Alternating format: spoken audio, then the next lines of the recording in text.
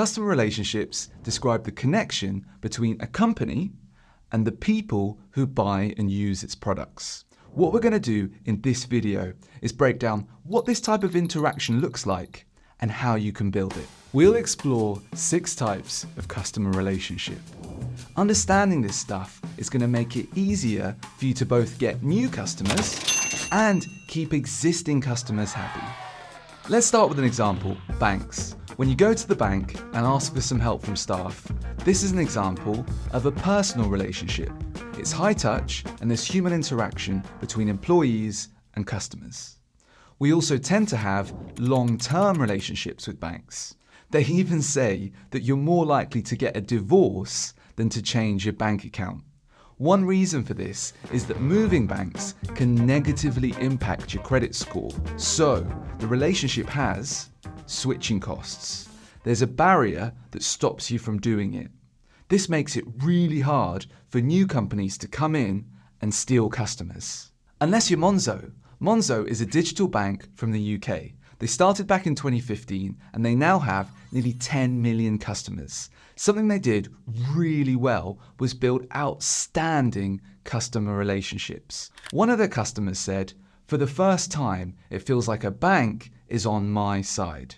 According to the ex-CEO, it took a lot of hustle and hard work. They did over 100 in-person events in 2016. Some of these were hackathons at their office in London.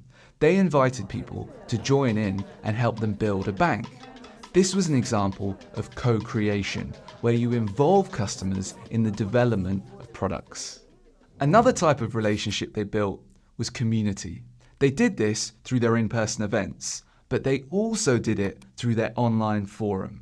Community is all about building a sense of belonging among customers through shared experiences or interests. The most powerful thing that they did, though, was create fans. Fans are highly enthusiastic, loyal customers who often promote the brand by themselves. I'm a massive fan of Monzo. I managed to get 38 people to register for a Monzo account. Crazy, right? Imagine if you could get your customers to do something similar for your company. This leads us on to the next section. How do we build customer relationships? Well, there are 3 stages: get, keep, and grow. Getting customers means attracting new people to buy from you. Keeping customers means making sure they stay happy with you. And growing customers is about getting more value from existing customers over the long term.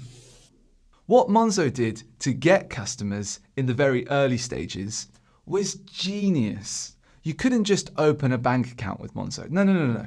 You had to register for a waiting list. So when you finally got your account, it felt kind of special and exclusive, right? Monzo then gave you a golden ticket. This created a viral growth loop for Monzo, where someone would open an account, get a golden ticket, and then share it with a friend. That friend would then open their own account, get their own golden ticket, and then share it with someone else. Word of mouth was huge for Monzo. Every time I went on the bus, I used to pay with my coral-coloured card. And someone would always stop me and say, "What's that?" And then we'd have a conversation about it. This was all free marketing for Monzo. And don't overlook how important it is to have a strong mission. The founders of Monzo had a big, hairy goal to build a bank. This was something that people could get excited about and rally behind. Monzo was brilliant at keeping customers too. They created a product experience that nobody had ever seen before.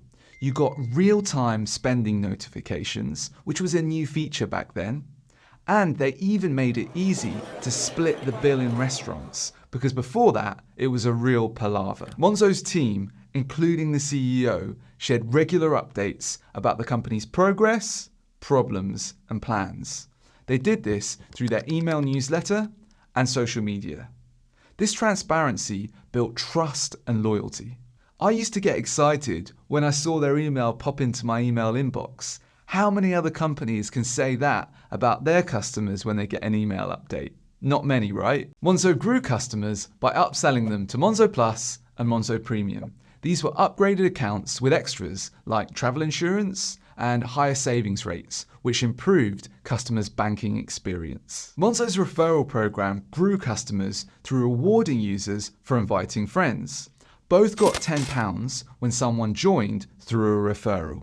Here's a very rough overview of how Monzo used to get, keep, and grow customers in the early stages of the business. Customer relationships are just one of the building blocks on the business model canvas. If you want to learn how to fill out the whole thing, well, you should watch this video next. See you later, everybody.